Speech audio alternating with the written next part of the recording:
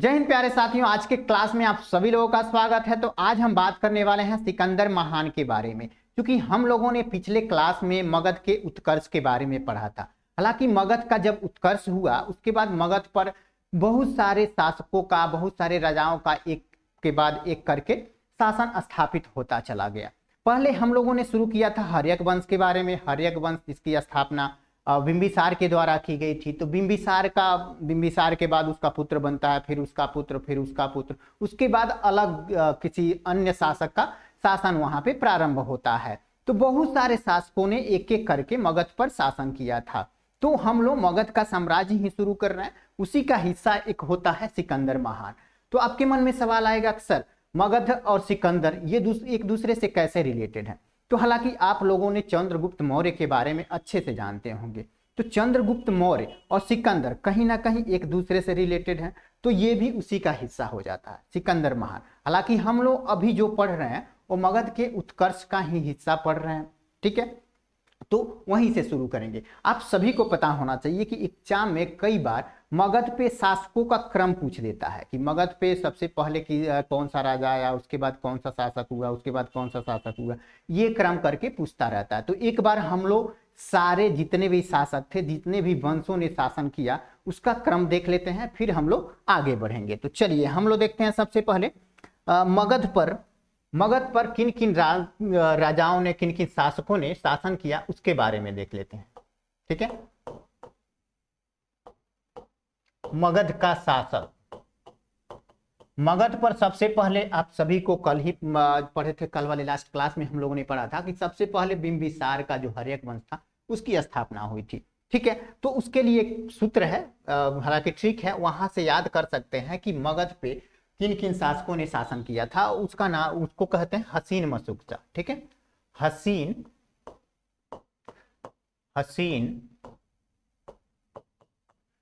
मशुकसा, ठीक है।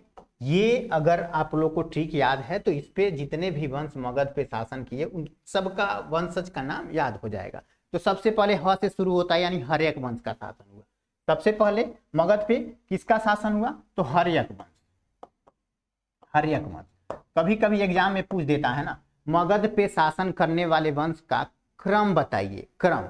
तो सबसे पहले कौन था? हर्यक वंश, जिसकी स्थापना किसने की थी? बिंबिसार ने की थी। उसके बाद आता है, जैसे हर्यक वंश का अंतिम शासक जो था नागदशक, उसको मार के वहां पे शिशुनाग वंश की स्थापना होती है। जो नागदशक था उसकी मृत्यु शिशुनाग के द्वारा कर दी जाती है और वहां पे शिशुनाग वंश की स्थापना हो जाती है। तो हर्यक वंश के बाद कौन आता है? तो शिशुनाग वंश, शिशुनाग वंश, ओके। उसके बाद शिशुनाग वंश के बाद वहां पे नंद वंश का शासन होता है, नंद वंश का, ठीक है। फिर आता है मौर्य वंश का, मौर्य, चंद्रगुप्त मौर्य, ओके। मौर्य वंश का शासन आता है। मौर्य वंश के बाद आता है वहां पे फिर से शुंग वंश, ठीक है। जो मौर्य वंश का अंतिम शासक था बृहदरथ, बृहदरथ को मार के वहां पे पुष्यमित्र शुंग ने शुंग वंश की स्थापना की थी। तो मौर्य वंश के बाद मगध पर शुंग वंश का शासन स्थापित होता है। किसका? शुंग वंश, शुंग वंश। शुंग वंश के बाद क्या आता है? शुंग वंश के बाद शुंग वंश का ही एक अंतिम शासक था सुशर्मा, उसकी हत्या करके वहां पे कण्व वंश की स्थापना कर दी जाती है। कण्व वंश की स्थापना होती है, ठीक है। कण्व वंश की स्थापना हो जाती है। फिर अंतिम जो यहाँ का मगध का शासक होता है वो होता है सातवाहन वंश, सातवाहन वंश, ठीक है। सातवाहन वंश, सातवाहन वंश का शासन हो जाता है। ऐसे ही ये वाला सा रहेगा, ठीक है, सातवाहन वंश, ओके। नाम याद रखिएगा, सातवाहन वंश। तो मगध पर जितने भी वंश ने शासन किया था उसका क्रम ऐसे ही रहता है। तो उसका जो ट्रिक है वो है हसीन मशुकसा। ह से हर्यक वंश होता है, सी से शिशुनाग वंश होता है, न से नंद वंश हो जाता है, म से मौर्य वंश होता है, सु से शुंग वंश हो जाता है, क से कण्व वंश और सा से सातवाहन वंश। यानी कि इन सारे वंशों ने मगध पर शासन किया था। एक एक करके इन सारे वंशों ने मगध पे शासन किया था। तो हम सबसे पहले किसके बारे में पढ़े थे? तो हर्यक वंश के बारे में पढ़े थे। हर्यक वंश, उसके बाद शिशुनाग वंश आता है, फिर नंद वंश आता है, फिर मौर्य वंश आता है। तो इसमें का जो भी इंपॉर्टेंट टॉपिक लूसेंट में दिया है वो सारा हम कवर कर रहे हैं। तो चलिए इसी क्रम में आज हम शुरू करते हैं किसके बारे में? तो सिकंदर महान के बारे में। सिकंदर महान के बारे में दुनिया का कोई भी ऐसा व्यक्ति शायद नहीं होगा जो नहीं जानता होगा। एक छोटी सी उम्र में पूरी दुनिया में अपना डंका बजाने वाला अगर कोई महान हुआ तो वो हुआ सिकंदर महान। ठीक है, मैसिडोनिया का शासक, मैसिडोनिया का शासक। सिकंदर महान का जन्म जो होता है वो 356 ईसा पूर्व में होता है। उसके पिता का नाम फिलिप होता है और उसकी माता का नाम ओलंपियाज होता है। फिलिप की 3-4 शादियां हुई थी, 3 से 4 शादियां हुई थी, कहीं स्पष्ट नहीं देखने को मिलता है, लेकिन 3 से 4 शादियां हुई थी। तो जो फिलिप की तीसरी या चौथी पत्नी थी उसी का बेटा हुआ करता था सिकंदर महान। ओके, और ये सबसे बड़ी बात यह है कि जितनी भी पत्नियां थी फिलिप की, उनमें किसी भी पत्नियों का कोई बेटा नहीं था। उस वंश का प्रथम बेटा यही हुआ था सिकंदर महान। तो इसके पिता फिलिप ने इसे बढ़िया शिक्षा देने के लिए अरस्तु के पास भेज दिया। अरस्तु के बारे में आप लोग सभी को पता होगा, एक महान दार्शनिक हुआ करते थे अरस्तु, उनके पास भेज दिया गया। तो यहाँ याद क्या करना है कि 356 ईसा पूर्व में सिकंदर का जन्म होता है, उनके पिता का नाम फिलिप होता है और उनकी माता का नाम ओलंपियाज होता है। यही है फिलिप द्वितीय और ये उनकी माता ओलंपियाज है। ये फिलिप की तीसरी या चौथे क्रम की पत्नी थी। ओके, और ये है सिकंदर महान जो अपने 33 की उम्र में पूरी दुनिया में डंका बजा के चला गया। ठीक है, मायने नहीं रखता कि हम कितनी उम्र जी रहे हैं, मायने ये रखता है कि हम जितनी उम्र जी रहे हैं उसमें हम क्या करके जा रहे हैं। ठीक है, तो ये सिकंदर महान कम ही उम्र जिया लेकिन दुनिया में अपना एक नाम बना के चल गया, एक ओहदा बना के चला गया। तो चलो देखते हैं आगे।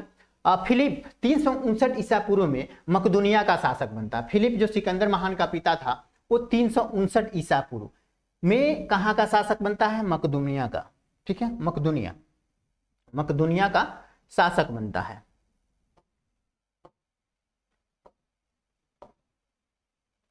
इसकी हत्या 329 ईस्वी में कर दी जाती है। 329 ईस्वी में जब फिलिप की हत्या कर दी जाती है तो मकदूनिया में एक तरह से बहुत सारे राजा अपना दावा करने लगते हैं कि अगला राजा हम होंगे, हम होंगे, हम होंगे। उस समय सिकंदर का उम्र रहता है मात्र लगभग 20 साल के आसपास। तो सिकंदर का नंबर तो कहीं दिख ही नहीं रहा था। अब उसी समय सिकंदर को अपने वर्चस्व को बचाने के लिए, अपनी ओहदा को बचाने के लिए युद्ध लड़ना था। तो फिर उस गद्दी पे मकदूनिया के गद्दी पे बैठने के लिए सिकंदर महान ने बहुत सारे योद्धाओं से लड़ा, अपने रिश्तेदारों से, अपने चचेरे भाई, चाचा, भतीजा, इन सब से लड़ा और सबको खत्म करके अंततः वो मकदूनिया का शासन बनता है। और वहीं से जब मकदूनिया का शासक सिकंदर महान बनता है वहीं से उसकी विश्व विजेता की यात्रा प्रारंभ हो जाती है। ठीक है, तो इनकी हत्या की बात की जा रही है तो फिलिप की, सिकंदर के पिता की, इनकी हत्या 329 ईस्वी में कर दी गई। सिकंदर महान जो था वो अरस्तु का शिष्य था। अरस्तु, जब सिकंदर महान दुनिया को जीतने के लिए निकला ना तो अभी वो कुछ ही साम्राज्य जीता हुआ था, तो इधर अरस्तु एक बुक लिखना प्रारंभ कर दिए। तो बुक लिखना मतलब अपनी ज्ञान को दुनिया के सामने प्रस्तुत करने के लिए एक बुक लिखा। ये बात जब सिकंदर को पता चली तो सिकंदर ने संदेश भिजवाया सुकरात के पास, ठीक है, सॉरी अरस्तु के पास, कि गुरुदेव यदि आपने जो ज्ञान हमें दिया है वही ज्ञान अगर दुनिया को आप दे दीजिएगा तो दुनिया में और हम में फर्क ही क्या रह जाएगा।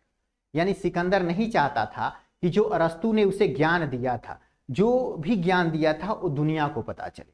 ठीक है, तो सिकंदर का जो गुरु हुआ करता था वो अरस्तु थे। सिकंदर ने भारत विजय का अभियान कब चलाता है तो 326 ईस्वी में, 326 ईसा पूर्व में चलाता है। ओके, 326 ईसा पूर्व में चलाता है। सिकंदर ने भारत विजय का अभियान 326 ईसा पूर्व में प्रारंभ किया। सिकंदर का सेनापति जो था वो था सेल्यूकस निकेटर। सेल्यूकस निकेटर के नाम बहुत ही फेमस है क्योंकि चंद्रगुप्त मौर्य की जो लड़ाई हुई थी ना वो सिकंदर से न होके उसके सेनापति सेल्यूकस निकेटर के द्वारा ही हुआ था। ठीक है, अभी आगे देखने को मिलेगा आप लोगों को। तो 326 ईसा पूर्व में सिकंदर भारत पहुंच जाता है, भारत विजय का अभियान शुरू करता है। तो सिकंदर का जो सेनापति था वो था सेल्यूकस निकेटर। सिकंदर को पंजाब के शासक पोरस के साथ युद्ध करना पड़ा। पोरस जो पंजाब के शासक हुआ करते थे, बहुत ही महान एक तरह से राजा हुआ करते थे। सिकंदर ने सबसे पहले इनके पास संदेश भिजवाया कि आप हमारी स्वाधीनता स्वीकार कर लो, लेकिन इन्होंने कहा कि स्वाधीनता स्वीकार करने से बेहतर है कि हम युद्ध में लड़के अपनी जान ही दे दें। तो इन्होंने युद्ध लड़ना एक तरह से स्वीकार किया, स्वाधीनता स्वीकार नहीं किया। ठीक है, तो ये इसीलिए महान बन गए क्योंकि इन्होंने सिकंदर से बहुत दिनों तक लड़ाई किया था। तो सिकंदर को पंजाब के शासक पोरस के साथ युद्ध करना पड़ा, जिसे हाइडे स्पीच की युद्ध कहा जाता है। किस नाम से जाना था, ये बहुत क्वेश्चन पूछता है। हाइडे स्पीच का युद्ध, इसका अन्य नाम है झेलम का युद्ध। झेलम नदी के किनारे ये वाला युद्ध लड़ा गया था। झेलम को उस समय वितस्ता के नाम से जाना जाता था। झेलम नाम नहीं था उस समय इसका नाम, झेलम नदी का नाम वितस्ता हुआ करता था।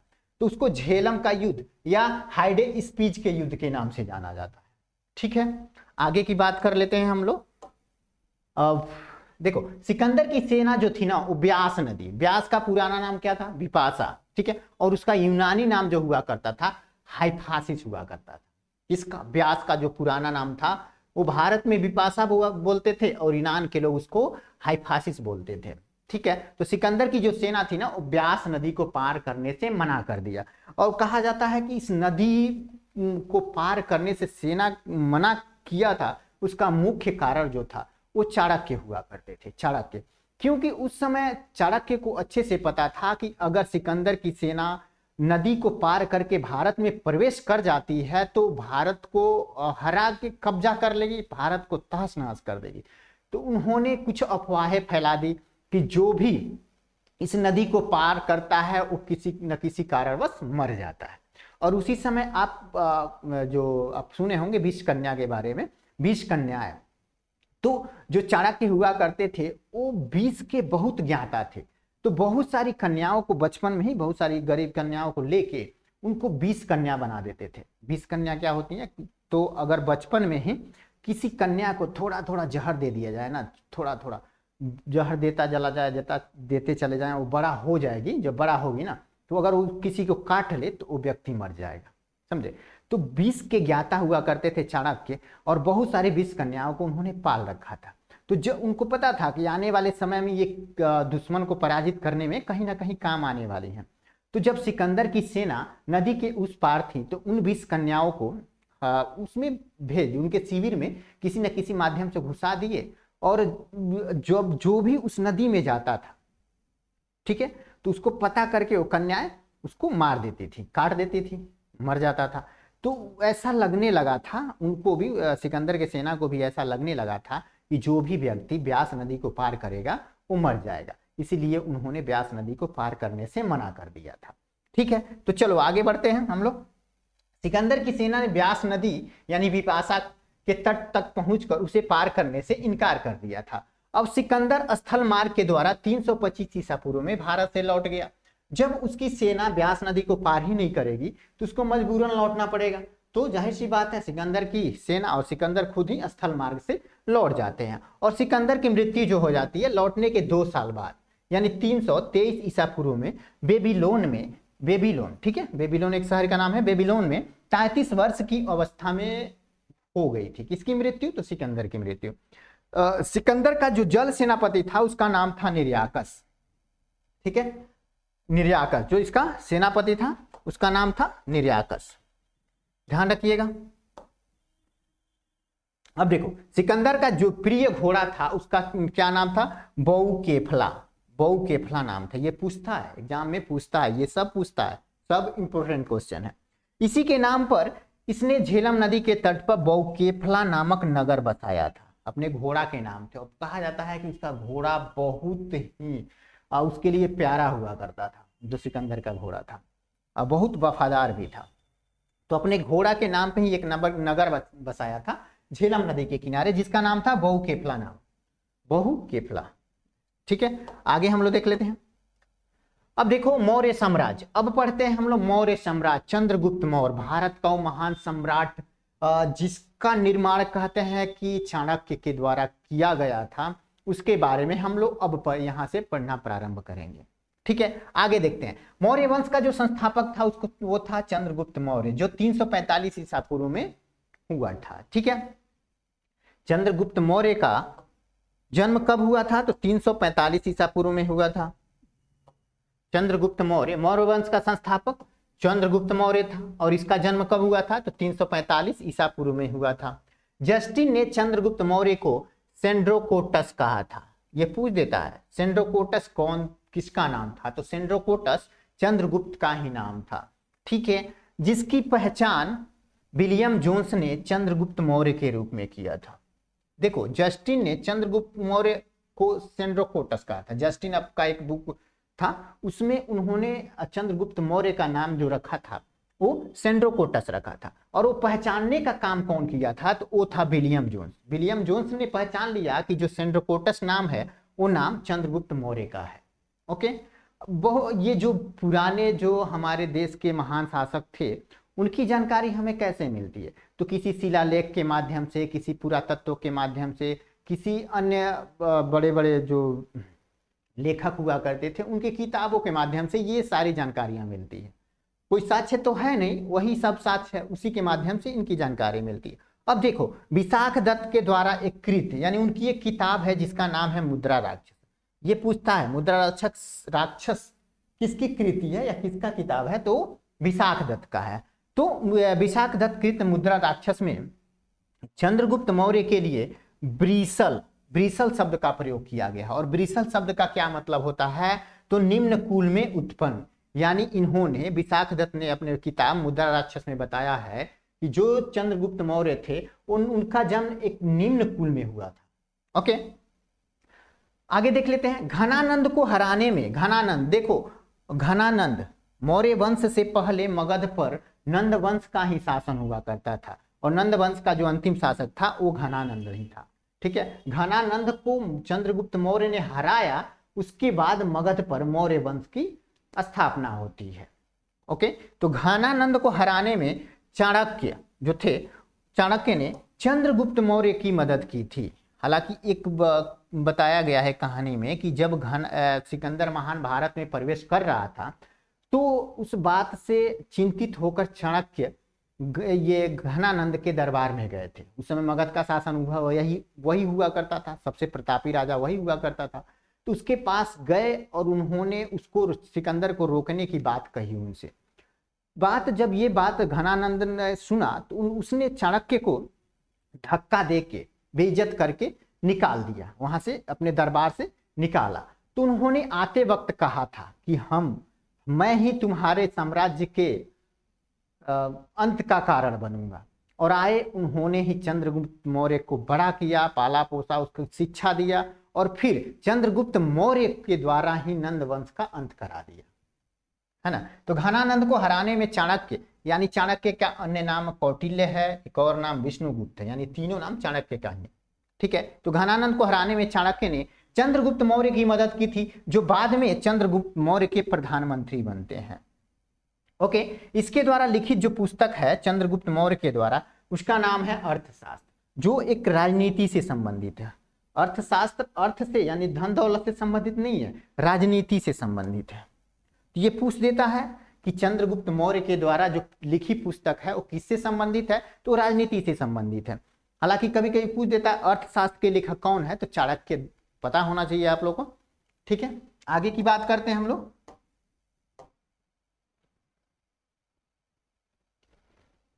ओके, देखो यहाँ कुछ नोटेड पॉइंट है। जैसे कौटिल्य ने अर्थशास्त्र में राज्य की प्रकृति का वर्णन किया है।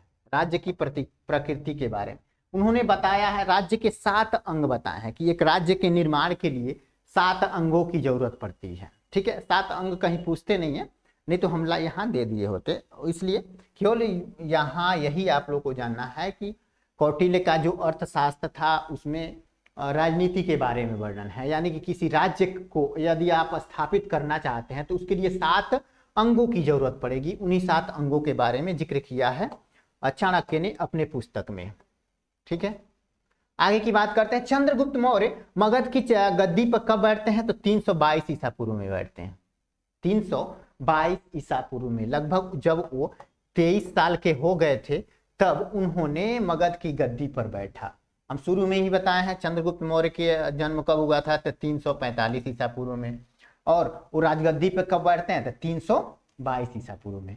आप लोग को पता होना चाहिए कि ईसा पूर्व उल्टा चलता है। कैसे चलता है ईसा पूर्व, तो उल्टा चलता है। जैसे तो देखो ईस्वी कैसे चलता है, तो ईस्वी सीधा चलता है। जैसे ईस्वी मान लो 1 ईस्वी, 2 ईस्वी, 3 ईस्वी, 4 ईस्वी, या अभी क्या हो रहा है 2025 ईस्वी चल रहा है। तो एक से पहले जीरो तो हुआ होगा, जीरो के बाद -1, -2, -3, -4, वैसे ही माइनस कितना 345 ईसा पूर्व, यानी माइनस को ईसा पूर्व में कहते हैं। ठीक है, ईसा पूर्व यानी जीरो से जितना पहले वाला साल है ना वो ईसा पूर्व हो जाएगा। ईसा पूर्व यानी कि 345 ईसा पूर्व में राजगद्दी पे बैठे, सॉरी उनका जन्म हुआ, और 322 ईसा पूर्व 322 ओके ओके ओके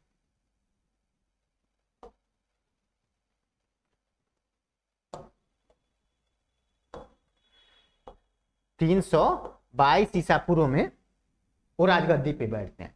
345 ईसा पूर्व में इनका जन्म होता है, 322 ईसा पूर्व में वो राजगद्दी पे बैठते हैं, यानी कि ये उल्टा क्रम में चलता है ईसा पूर्व। ठीक है, आगे की बात करते हैं हम लोग। तो कहाँ थे हम लोग, हाँ 322 ईसा पूर्व में और राजगद्दी पे बैठते हैं। चंद्रगुप्त मौर्य जो थे वो जैन धर्म का अनुयायी थे। जैन धर्म का, ये पूछता है कि चंद्रगुप्त मौर्य किस धर्म के अनुयायी थे या किस धर्म को मानते थे, तो जैन धर्म को मानते थे। चंद्रगुप्त मौर्य ने अपना अंतिम समय जो बिताया था वो कर्नाटक के क्या है कि श्रवण बेलगोला में बिताया था। श्रवण बेलगोला, ठीक है, जो बूढ़े हो गए थे, मतलब अपना जीवन खुद उन्होंने त्यागा था। ऐसा कहा जाता है कि उन्होंने अपना जीवन यहीं बिताया, अंतिम क्षण यहीं बिताया था श्रवण बेलगोला में। चंद्रगुप्त मौर्य ने 305 ईसा पूर्व में सेल्यूकस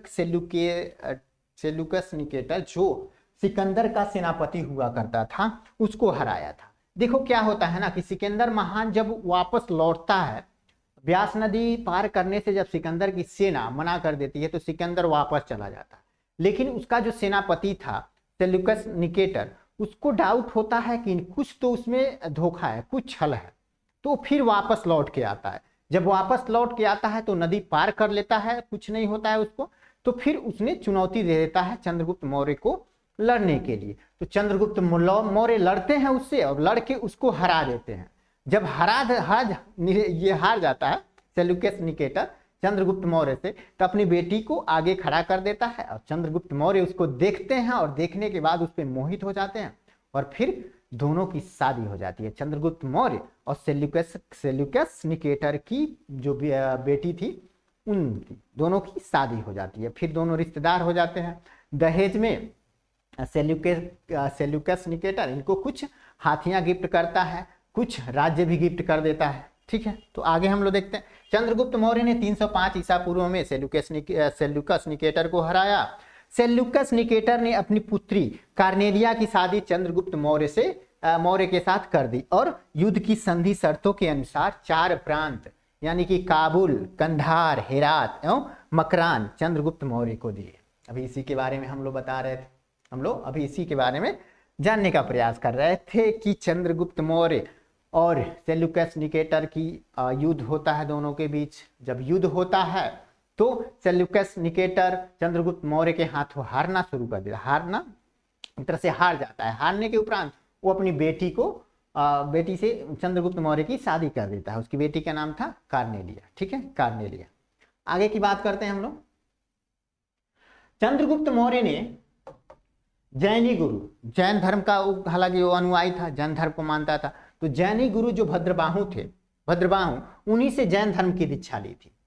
ये पूछता है मेगास्थनीज सेल्यूकस निकेटर का राजदूत था जो चंद्रगुप्त मौर्य के दरबार में आया था। फर्स्ट क्लास, जब हम लोग लुसेंट की फर्स्ट क्लास पढ़ रहे थे तो उसी समय बताए थे।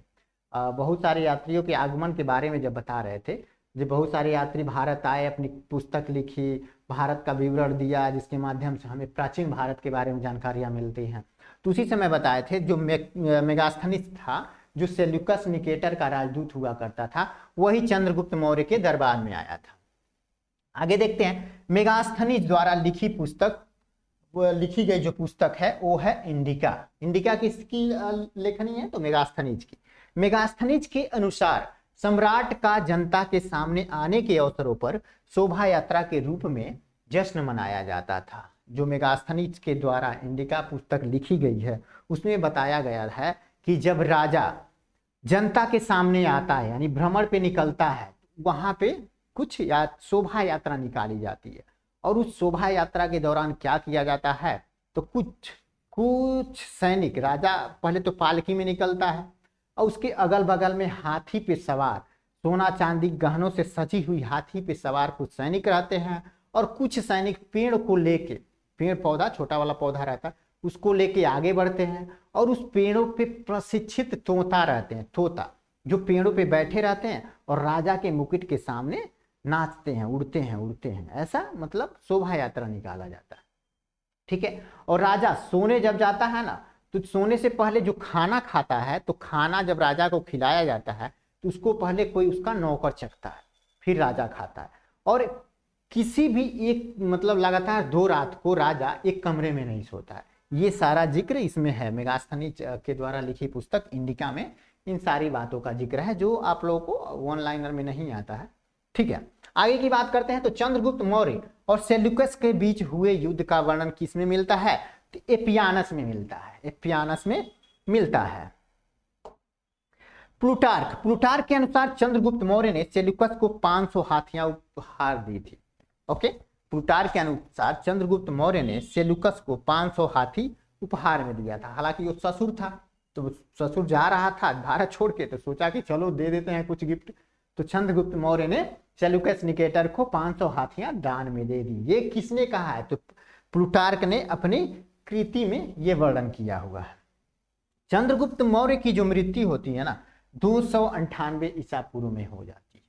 298 ईसा पूर्व में हो जाती है, यानी लगभग 47 साल की उम्र में उनकी मृत्यु हो जाती है। कहाँ पे होती है? तो श्रवण बेलगोला में उपासना के द्वारा। ये उपासना के माध्यम से अपना प्राण त्याग देते हैं।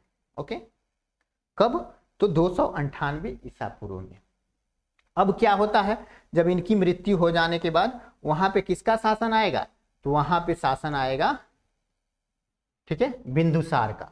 बिंदुसार एक महान नेता था, महान राजा था। हालांकि महान नहीं कह सकते, इसको 2 पदनाम मिले हुए हैं। बिंदुसार के बारे में अगर आप पढ़िएगा, इसको 2 पदनाम मिले हुए हैं। एक महान राजा का पुत्र, क्या इसके 2 पदनाम मिले हुए हैं?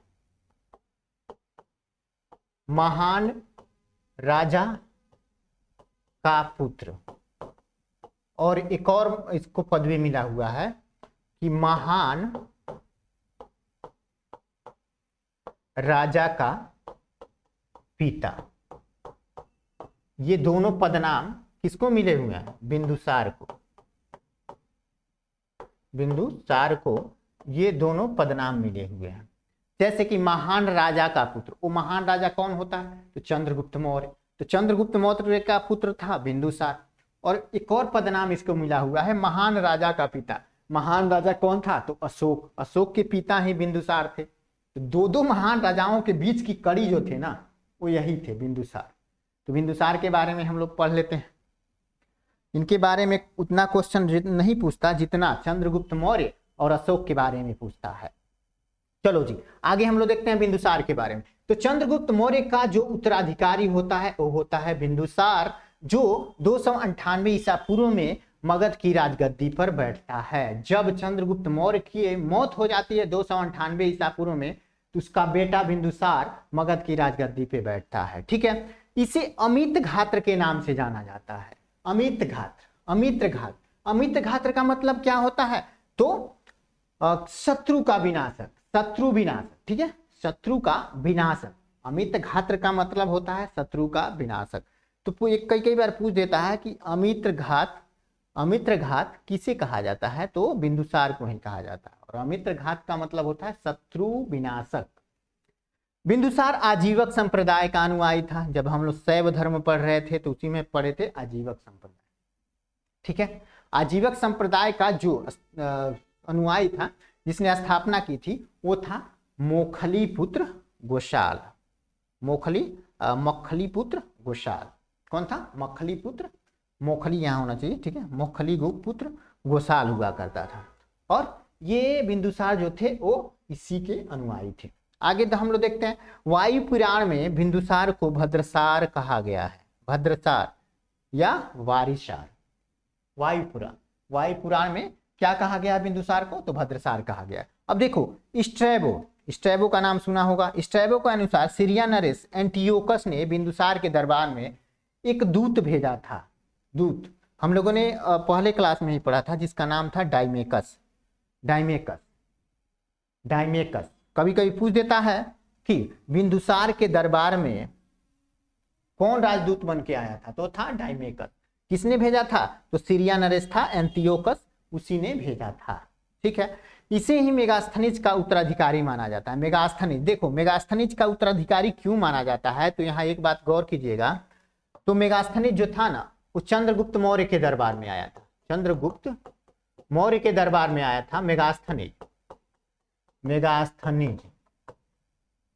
ओके, और बिंदुसार के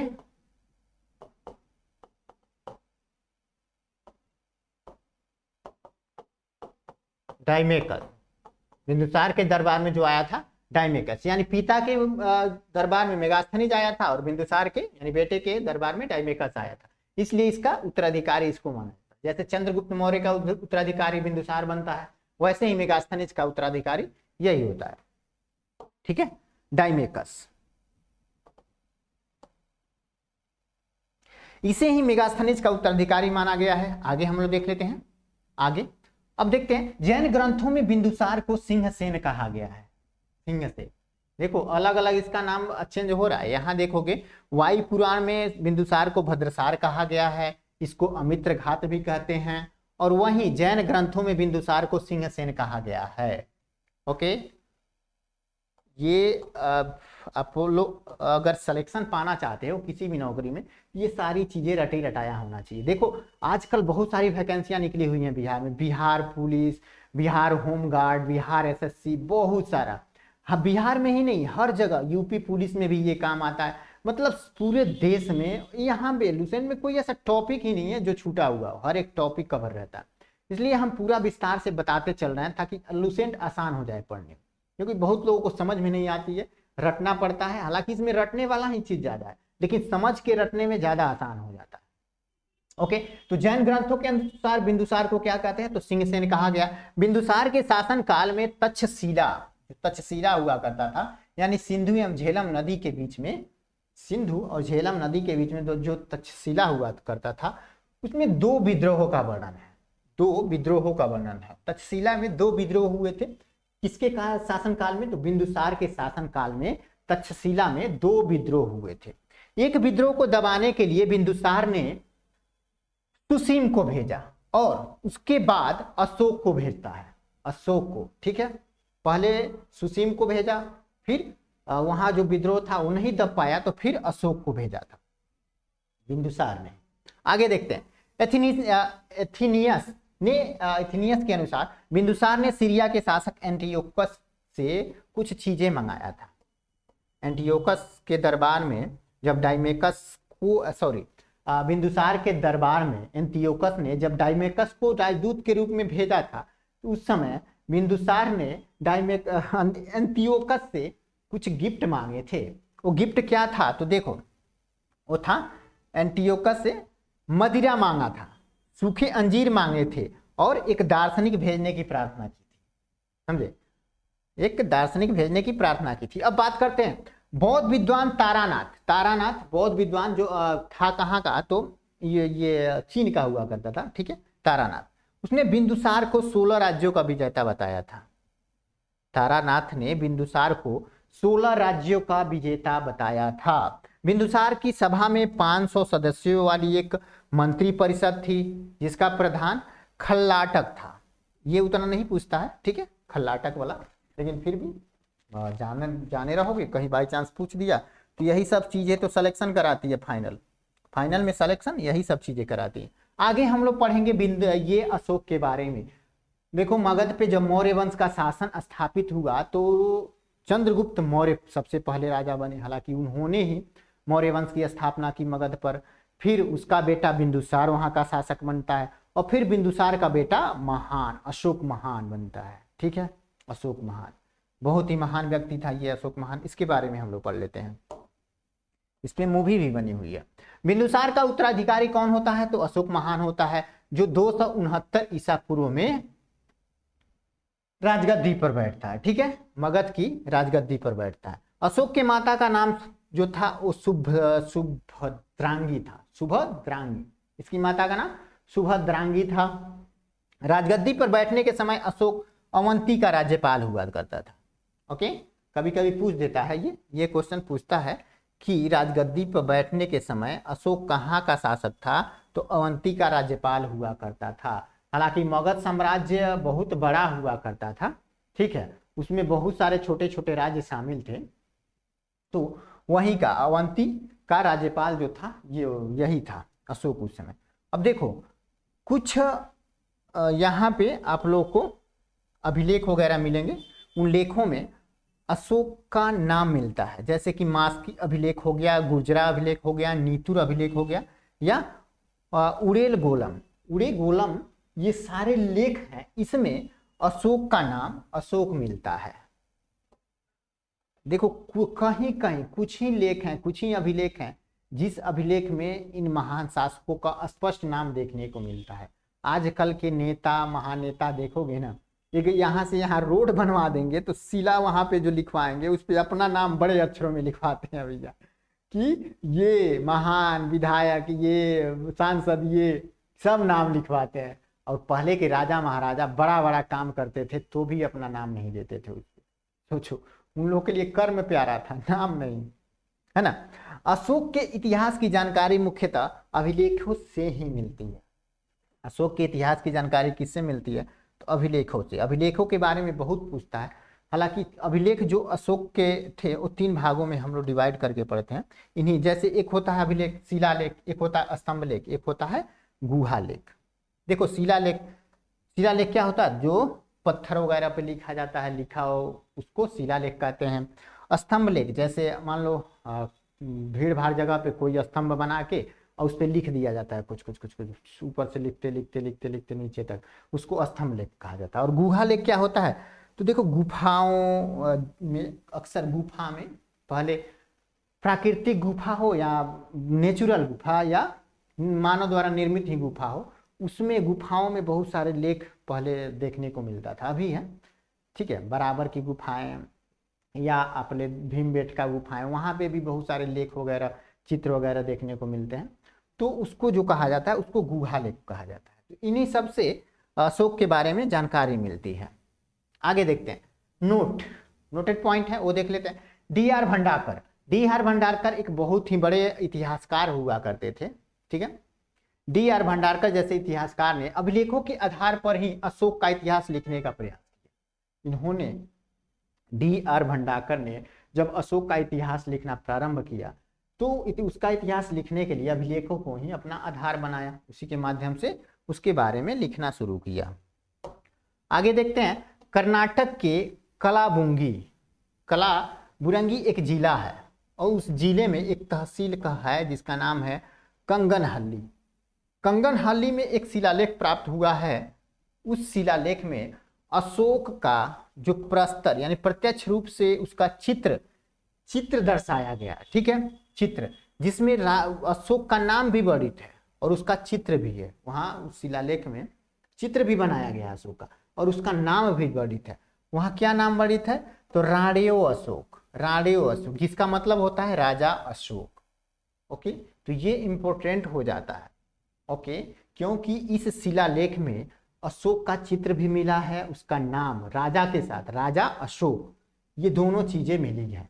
कहाँ पे? तो याद रखना, कर्नाटक का एक जिला है कलाबुरंगी, और जिला तो नहीं पूछेगा लेकिन स्थान ये कंगनहल्ली स्थान पे ये शिलालेख मिला है जिसमें अशोक का चित्र भी दर्शाया गया है और उसका नाम भी दर्शाया गया है, वो भी राजा के साथ यानी राजा अशोक। आगे देखते हैं, भ्रावु अभिलेख में अशोक ने स्वयं को मगध का राजा बताया है। ओके, भ्रावु अभिलेख है, उसमें अशोक खुद ही लिखवाया ये सब, उसमें उसने स्वयं को मगध का राजा बताया है। अब देखो पुराणों में अशोक को अशोक वर्धन कहा गया है, अशोक वर्धन। और देखो इसका एक बड़ा ही फेमस नाम है, अशोक का बहुत ही फेमस नाम है देवनाम प्रियदर्शी। देवनाम प्रियदर्शी ये पूछता है कि देवनाम प्रियदर्शी किसका नाम है, तो अशोक का नाम है, ये पूछा हुआ है, समझे, हम स्पष्ट अपनी आंखों से देखे हुए हैं। आगे हम लोग देखते हैं, देखो यहाँ पे मौर्य प्रांत, जैसे हम बताए हैं ना कि जब अशोक मगध का राजा बना उससे पहले किसी एक प्रांत का शासक हुआ करता था, जैसे ठीक है अवंती का शासक हुआ करता था, तो यहाँ पे मौर्य प्रांत था और उसकी जो राजधानी थी वो भी कभी कभी पूछ देता है। देखो जैसे उत्तरापथ प्रांत था, उसका राजधानी था वो तक्षशिला था, अवंती राष्ट्र का राजधानी उज्जैनी था, कलिंग की राजधानी तोसली थी, वैसे ही दक्षिणापथ की राजधानी सुवर्णागिरी थी, और प्रासी यानी कि पूर्वी प्रांत की राजधानी थी वो पाटलिपुत्र हुआ करता। आगे हम लोग देख लेते हैं, अशोक ने 261 ईसा पूर्व में कलिंग पर आक्रमण किया और वहीं से उसका हृदय परिवर्तन हो जाता है, समझे। जब अशोक 261 ईसा पूर्व में कलिंग पर आक्रमण करता है और कलिंग की राजधानी तोसली पर अधिकार कर लेता है, इसका उल्लेख किसमें है, तो अभिलेख है उसका जो शिलालेख है अशोक का 14 शिलालेख हैं, उन 14 शिलालेख में 13वें नंबर का जो शिलालेख है उसमें इस बात का वर्णन है। किस बात का, तो कलिंग पे आक्रमण वाली बात का वर्णन कहाँ मिलता है, तो 13वें शिलालेख में। अभी 14 शिलालेख यही देखने को आपको मिल जाएगा, ठीक है।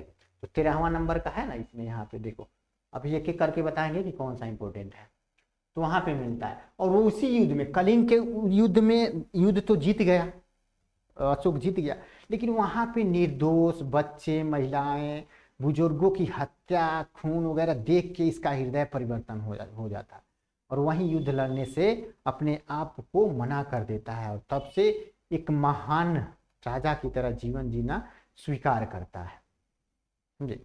वहीं से इसका हृदय परिवर्तन होता है कलिंग के युद्ध से। चलो, उपगुप्त नामक जो बौद्ध भिक्षु था ना, उसने अशोक को बौद्ध धर्म की दीक्षा दी। ओके, ये बौद्ध धर्म को अपनाया हुआ था, अशोक जो था वो बौद्ध धर्म को अपनाया हुआ था, ठीक है। लेकिन बौद्ध धर्म की शिक्षा देने वाला जो गुरु था उसका नाम था उपगुप्त। उपगुप्त ये क्यों अपनाया, तो देखो अशोक का एक चचेरा भाई हुआ करता, वो बौद्ध धर्म को अपना लिया था और बौद्ध धर्म को अपनाने के बाद बड़ा शांत रहता था, मतलब शांत, उसमें के दिमाग में कोई टेंशन नहीं रहता था, एकदम जैसे दुनिया से कट गया, अपने मोक्ष को प्राप्त कर लिया, उसे कोई टेंशन नहीं होता था, वैसे ही रहता था, शांत स्वभाव का, एकदम ना गुस्सा आता था ना ज्यादा ये सब बकवास चीजें उसके दिमाग में नहीं आती थी। बौद्ध धर्म की यही तो खासियत थी कि जो अपना लेता था वो निर्वाण की प्राप्ति के लिए अपने कर्म के रास्तों पे चल देता था।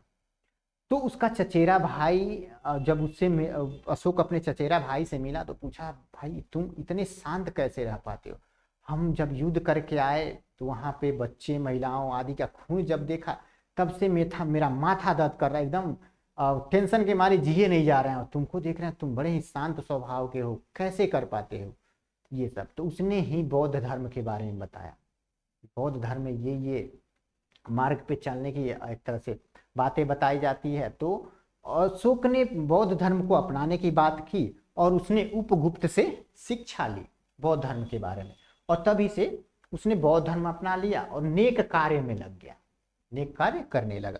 अब देखो अशोक के प्रमुख शिलालेख, उससे वर्णित विषय के बारे में यहाँ जानेंगे। अशोक के कुछ शिलालेख, यानी टोटल 14 शिलालेख हैं, 14 शिलालेखों के बारे में हम लोग पढ़ेंगे, लेकिन इसमें जो सबसे महत्वपूर्ण है वो यहाँ पे जो एग्जाम में पूछता है वहां से शुरू करते हैं, वही पढ़ेंगे हम। जैसे पहला शिलालेख, टोटल 14 शिलालेख हैं अशोक के शिलालेखों में, शिलालेख 14, स्तंभलेख 7 है, ठीक है, यानी 14 के आधा 7, शिलालेख टोटल 14 है, याद रखिएगा, स्तंभलेख 7 है। उसमें इंपोर्टेंट जो हो जाता है सबसे इंपोर्टेंट तो यही होता है 13वां नंबर का, लेकिन ऊपर से हम बता रहे हैं पहला भी इंपोर्टेंट हो जाता है। अशोक के पहले शिलालेख में क्या दिया है, तो इसमें पशु बलि की निंदा की गई है, यानी कि पशु बलि, पशु को बलि नहीं देना है, उसमें उसकी निंदा की गई है। अशोक ने अपने पहले शिलालेख में ये दिया हुआ है। और दूसरा में क्या दिया हुआ है कि मनुष्य और पशु दोनों के लिए चिकित्सा व्यवस्था का उल्लेख है, दूसरे शिलालेख में मनुष्य और पशु दोनों के लिए चिकित्सा व्यवस्था की बात की गई है। और तीसरे में देखो, तीसरे में राजा अपने अधिकारियों को आदेश देता है कि हर 5वें वर्ष दौरा पे जाएं और जो जो जनता है, जो गांव में आम जनता बसती है, उसके दुख दर्द को पहचाने और आके राजा को बताएं और हो सके तो अपने ही खुद कष्ट को दूर करें। यानी कि हर 5वें साल दौरे पे जाने की बात की गई है तीसरा नंबर शिलालेख में। और चौथा में क्या कहा गया है, तो इसमें भेरी घोष की जगह धम्म घोष की घोषणा की गई है। ओके, ये उतना इंपॉर्टेंट नहीं हो जाता है तीसरा चौथा, लेकिन पांचवा हो जाता है। इसमें धर्म महापात्र की नियुक्ति की जानकारी मिलती है। धर्म महापात्र मतलब जैसे बौद्ध धर्म को अपना लिया था अशोक, और वो चाहता था कि और भी धर्म महापात्रों की नियुक्ति की जाए जो अलग अलग जगहों पे जाके धर्म का प्रसार प्रचार करें। उसी क्रम में देखिएगा तो अशोक ने अपने पुत्र दोनों को श्रीलंका बौद्ध धर्म के प्रसार के लिए ही भेजा था, समझे। तो इसने धर्म महापात्रों की नियुक्ति की जानकारी किसमें मिलती है, तो पांचवा शिलालेख में। छठा में क्या है, तो इसमें आत्मनियंत्रण की दीक्षा दी गई है, कैसे आत्मनियंत्रण किया जा सकता है अपने आप पे। सातवां और आठवां में क्या है, तो इसमें अशोक की तीर्थ यात्राओं का उल्लेख है। नौवां में इसमें सच्ची भेंट तथा सच्चे शिष्टाचार का उल्लेख है। तो ये सब उतना इंपॉर्टेंट नहीं हो जाते हैं। और 10वां में क्या है, तो इसमें अशोक ने आदेश दिया है कि राजा तथा उच्च अधिकारी हमेशा प्रजा के हित में सोचें। चाहे राजा स्वयं हो, अशोक स्वयं हो, या उसके जो अधिकारी हैं उस सब प्रजा के हित के बारे में ही हमेशा सोचें। ठीक है। 11वां में क्या है, तो इसमें धम्म की व्याख्या की गई है। 12वां में इसमें स्त्री महापात्रों की नियुक्ति एवं सभी प्रकार के विचारों के सम्मान की बात की गई है। 12वां में क्या है, स्त्री जो स्त्री महापात्र है, धर्म महापात्र, उसकी नियुक्ति की बात की गई है कि स्त्रियों में भी धर्म पात्र की नियुक्ति की जाए, उन्हें भी अलग अलग जगहों पे भेज के धर्म के बढ़ावा के लिए प्रसार प्रचार किया जाए। आगे देखते हैं 13वां में, और ये सबसे इंपॉर्टेंट हो जाता है 13वां नंबर का। ओके, 13वां नंबर का, इसी में कलिंग युद्ध का वर्णन है और अशोक के हृदय परिवर्तन की बात कही गई है। अभी बताया है कि 13वां नंबर शिलालेख में कलिंग युद्ध के बारे में वर्णन मिलता है और वहीं पे अशोक का हृदय परिवर्तन होता है। इसमें 5 यवन राजाओं के नामों का उल्लेख है जहां उसे धम्म प्रचारक भेजे। ठीक है। और 14वां है, अशोक ने जनता को धार्मिक जीवन बिताने के लिए प्रेरित किया है। अशोक स्वयं 14वां शिलालेख में अशोक ने स्वयं जनता को प्रेरित किया है, किस लिए, धार्मिक जीवन बिताने के लिए। धार्मिक जीवन बिताने से जीवन सुख समृद्ध होता है। आगे की बात कर लेते हैं हम लोग। तो अशोक ने यहाँ कुछ हम बताएं इंपॉर्टेंट कौन है, तो पहला, दूसरा, 5वां, 6वां, 7वां और 13वां, ये इंपॉर्टेंट हो जाते हैं। इतना आप लोग बढ़िया से रट लीजिएगा। आगे हम लोग देखते हैं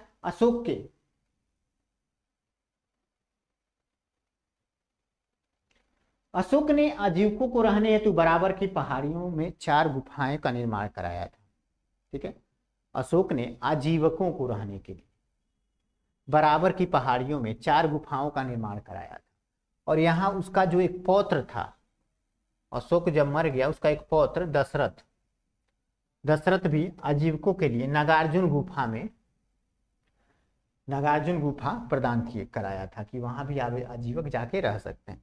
अशोक ने बौद्ध धर्म के प्रसार के लिए अपने पुत्र महेंद्र और पुत्री संघमित्रा, ठीक है, संघमित्रा को श्रीलंका भेजा था। ये पूछा हुआ एग्जाम में, बहुत बार पूछा हुआ एग्जाम में क्वेश्चन है। ठीक है, पूछता है कि श्रीलंका में बौद्ध धर्म के प्रसार के लिए अशोक ने किसे भेजा था, तो महेंद्र और अपनी पुत्री संघमित्रा दोनों को भेजा था श्रीलंका में बौद्ध धर्म के प्रसार के लिए। भारत में शिलालेखों का प्रचलन सर्वप्रथम अशोक ने ही दिया था। शिलालेख जो देखने को मिलते हैं भारत में, उसका प्रचलन अशोक के समय में ही हुआ था। अशोक के शिलालेखों में ब्राह्मी, खरोष्टी, ग्रीक और अरमाइक लिपि का प्रयोग हुआ है, यानी 4 प्रकार के लिपि का प्रयोग हुआ है। सबसे पहला लिपि क्या हो जाता है, ब्राह्मी, खरोष्टी, ये सबसे महत्वपूर्ण होते हैं। ठीक है, ग्रीक और अरमाइक, 4 लिपि का प्रयोग हुआ है अशोक के शिलालेखों में। आगे की बात करें तो ग्रीक एवं अरमाइक लिपि अफगानिस्तान वाले शिलालेख जो मिले हैं वहां पे देखने को मिला हुआ है। ओके। ग्रीक और अरमाइक लिपि, अफगानिस्तान में जो शिलालेख मिले हैं वो ग्रीक और अरमाइक लिपि में लिखा हुआ है। शाहबाजगढ़ी में जो मिले हुए हैं वो खरोष्टी लिपि में लिखा गया है। पेशावर जो पाकिस्तान के में वो मनसेहरा में है। ब्राह्मी लिपि वो शेष भारत में है। देखो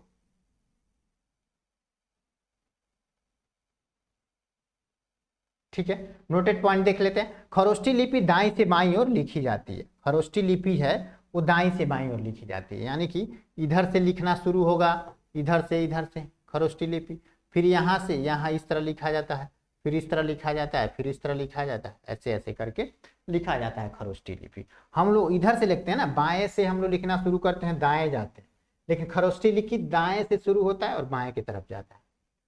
अशोक के शिलालेखों की जो खोज सर्वप्रथम किया था 1750 ईस्वी में, वो थे पात्रेटी फेंथैलर। ठीक है, यहाँ फेंथैलर होगा, फेंथैलर ने ही किया था खोज। 1750 ईस्वी में फेंथैलर ने अशोक के शिलालेखों की खोज की थी। इसकी संख्या टोटल 14 है। शिलालेखों की संख्या टोटल कितनी थी? 14 थी। अब देखो, उसने तो खोजी थी, लेकिन अशोक के शिलालेखों को पढ़ने में सबसे पहले जो सफलता मिली थी 1837 ईस्वी में, वो मिला था जेम्स प्रिंसेस को। जेम्स प्रिंसेस ने ही अशोक के शिलालेखों को पढ़ पाया, समझ पाया। ओके, अशोक के स्तंभ लेखों की संख्या कितनी है? 7 है। शिलालेखों की संख्या 14 है। अभी बताएं, स्तंभ लेखों की संख्या 7 है, जो केवल ब्राह्मी लिपि में है। ये याद रखिएगा, शिलालेख 4 लिपि में है, लेकिन स्तंभ लेख सिर्फ और सिर्फ ब्राह्मी लिपि में है। और यहीं से क्वेश्चन पूछता है कि अशोक के स्तंभ लेख किस लिपि में है? तो याद रखिएगा, ब्राह्मी लिपि में। इसमें से 3 बिहार के चंपारण में देखने को मिल जाता है। अगर आप बिहार के रहने वाले हैं तो ये तीनों नाम याद रखना, ठीक है। जिसमें एक रामपुरवा हो जाता है, एक लौरिया अरेराज और एक लौरिया नंदनगढ़। इन तीनों जगह अशोक के स्तंभ देखने को मिले हैं। देखो, रामपुरवा, इसकी खोज 1872 में कार्लायल ने किया था।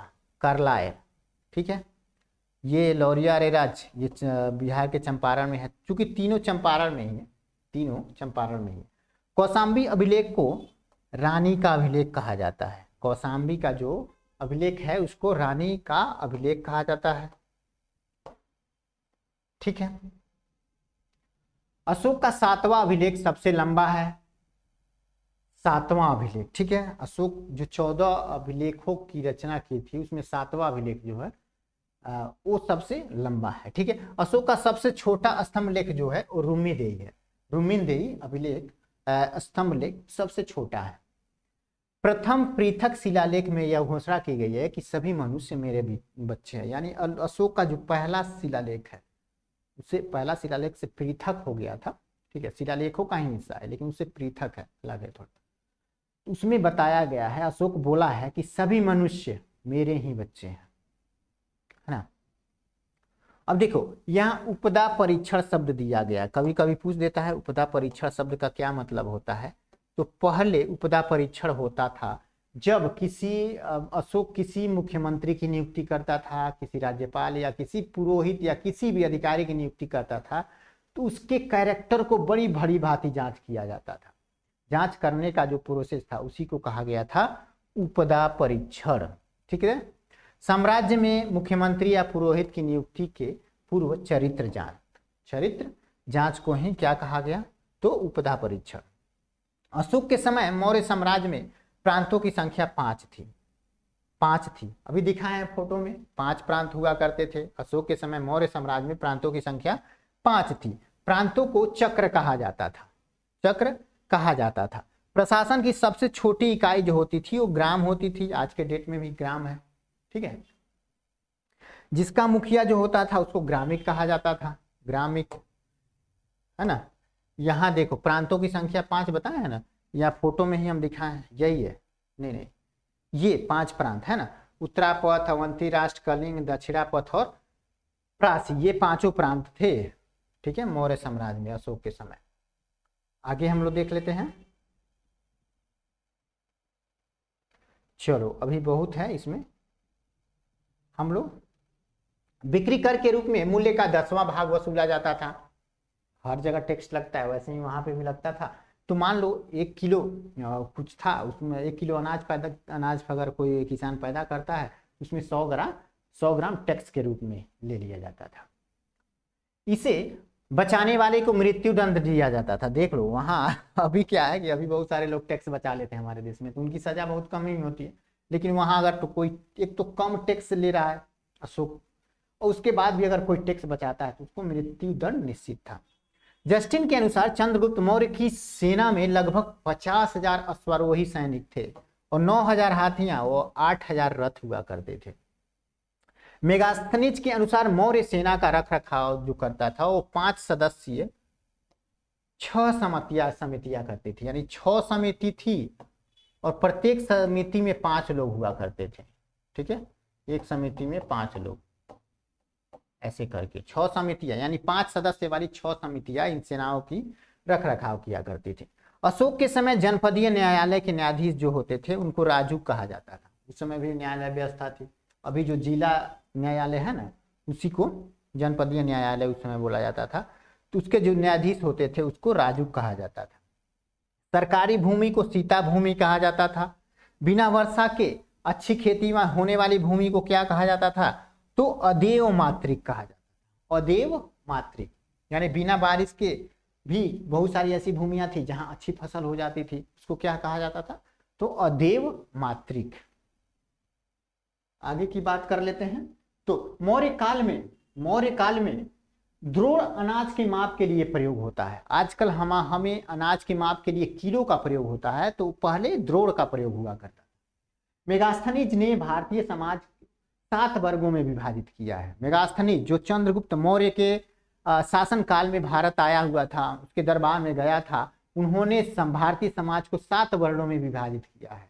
उन वर्णों को जानने की जरूरत नहीं है। अब देख लो, पूछ देता है मेगास्थनीज ने भारतीय समाज को कितने वर्गों में विभाजित किया है? तो 7 वर्गों में। स्वतंत्र वेश्यावृत्ति को अपनाने वाली जो महिला होती थी वो रूपा जीवा कहलाती थी। रूपा जीवा यानी रूप, जो वेश्यावृत्ति उस समय प्रचलित थी। ठीक है, तो बहुत सारे महिला स्वतंत्र वेश्यावृत्ति अपना लेती थी, तो उसको रूपा जीवा कहते थे। ठीक है, रूपा जीवा। यहाँ ट्रिक से मतलब अपने रूप के बदौलत वो जीवन यापन करते थे, तो रूपा जीवा कह सकते हो। नंदवंश का विनाश करने में चंद्रगुप्त मौर्य ने कश्मीर के राजा जो पर्वतक थे उनकी सहायता ली थी। देखो, नंदवंश के बाद ही मौर्य वंश की स्थापना हुई थी। तो नंदवंश का उस समय शासक हुआ करता था घनानंद। तो घनानंद को हराने के लिए चंद्रगुप्त मौर्य ने कश्मीर के राजा पर्वतक की सहायता ली थी। ठीक है, ये पूछा हुआ क्वेश्चन है। मौर्य शासन 137 वर्षों तक था। मगध पर मौर्य का शासन 137 वर्षों तक था। मौर्य वंश का जो अंतिम शासक था वो बृहद्रथ था। इसकी हत्या इसके सेनापति पुष्यमित्र शुंग ने 185 ईसा पूर्व में कर दी और मगध पर शुंग वंश की नींव डाली। ठीक है, हसीन मशूक सा, हर्यक वंश, शिशुनाग वंश, नंद वंश, फिर मौर्य वंश, और मौर्य के बाद यानी कि हसीन मशूक शुंग वंश। ठीक है, पुष्यमित्र शुंग ने ही शुंग वंश की स्थापना की थी। कब? तो मौर्य वंश के अंतिम शासक बृहद्रथ की हत्या करके। तो कभी कभी क्वेश्चन पूछ देता है कि मौर्य वंश का अंतिम शासक कौन था? तो था बृहद्रथ, याद रखिएगा। ठीक है, तो मौर्य वंश के बाद कौन सा वंश स्थापित होता है मगध में? तो शुंग वंश, जिसकी स्थापना पुष्यमित्र शुंग के द्वारा की जाती है। यहाँ कुछ नोटेड पॉइंट है।